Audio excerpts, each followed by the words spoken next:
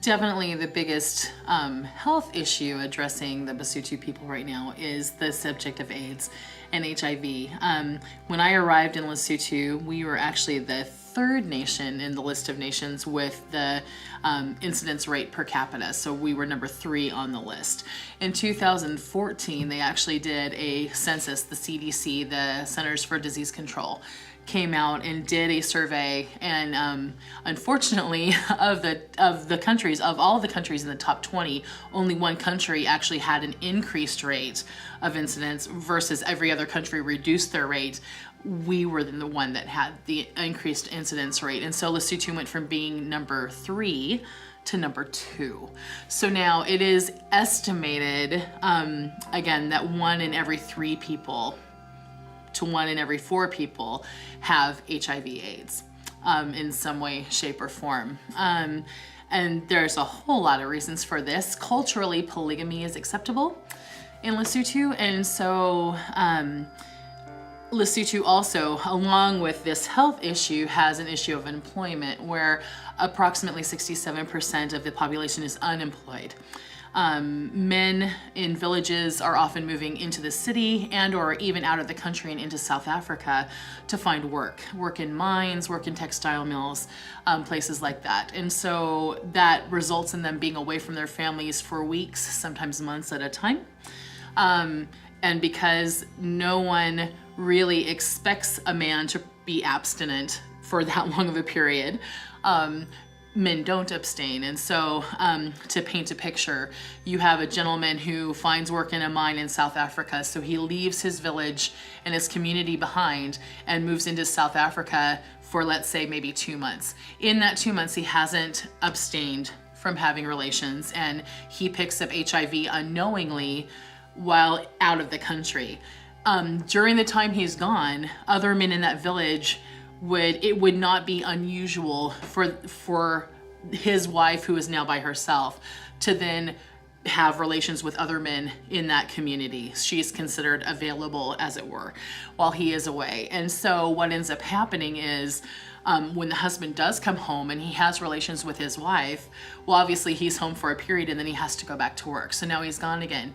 Now she's positive.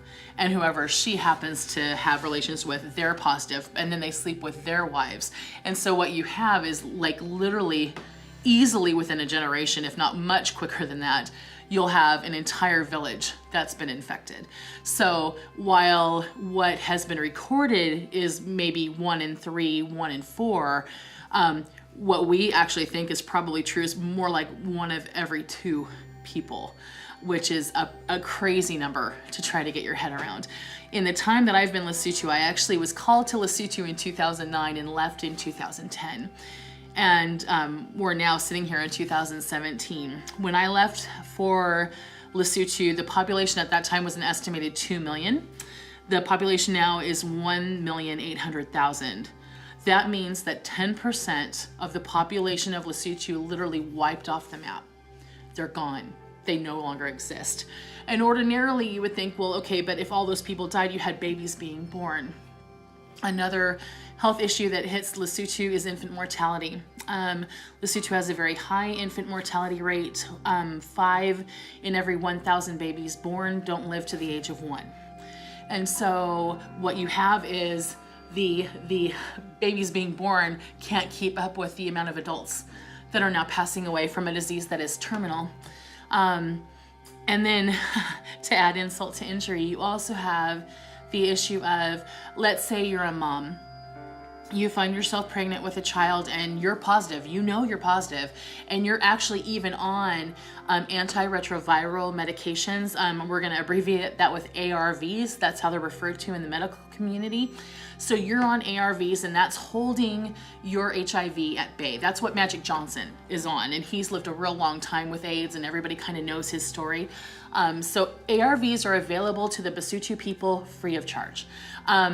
The United States, primarily with some help from some other countries, have literally just given the medication to Lesotho, saying, we want to help you solve this issue because it's alarming, the volume of people that are literally just dying in Southern Africa.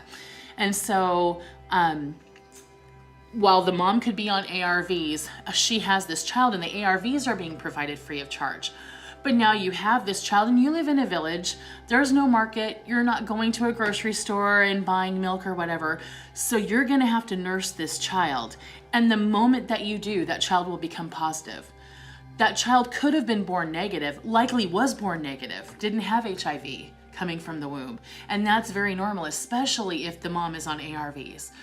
But the moment that child breastfeeds, the moment that, so as a mother, can you imagine having to make the choice between I kill my child by starving it, or I kill my child by giving it a disease that is incurable?